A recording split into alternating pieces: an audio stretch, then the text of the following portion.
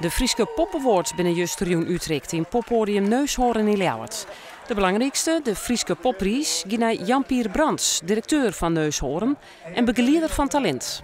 Ik hier het een beetje verwachten. Ik had het idee van, ik ga wel een protodien doen hier, dus misschien dat wel een beetje opvalt. Dus, ja.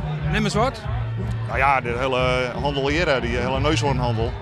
En, maar ja, ik ben al heel lang bezig in deze wereld. Hè. In Friesland sowieso, dus ik ga met mijn prototalent samenwerken. En voor mij weer dat voor de jury ook wel een belangrijk ding. Dus net alleen nog mijn neushoorn, maar ik gewoon voor de rest wat ik die aan.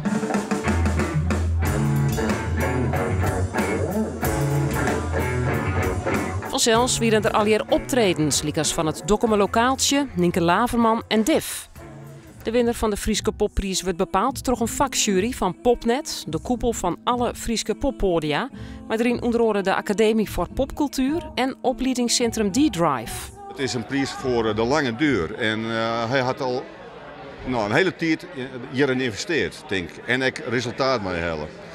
Dus vanaf de popacademie, maar zijn platenmaatschappij en hij is net voor niks directeur van Neushoorn, denk ik. Hij brengt heel wat dingen bij elkaar.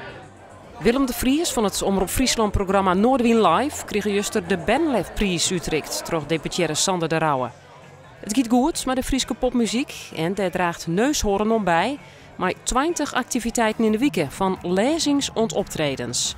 Juster waard de 10.000ste bezoeker telt bij het poppodium. Neushoorn weer er net. En het is dat er een enorme soort activiteiten binnen nou. In allerlei scenes en mensen die dingen doen. En al die mensen hebben op zitten wachten. Dat zie je niet lang. En we zien er niet lang op zitten wachten. En nou in één keer gebeurt het. En er zit dat soort basisconcepten van er is ruimte voor maatschappelijke onderwerpen. Er is ruimte voor skaters, er is ruimte voor hiphoppers. En iedereen krijgt zijn ruimte hier. Nou, dat is het efficiëntste en ik denk dat hij dat trollt.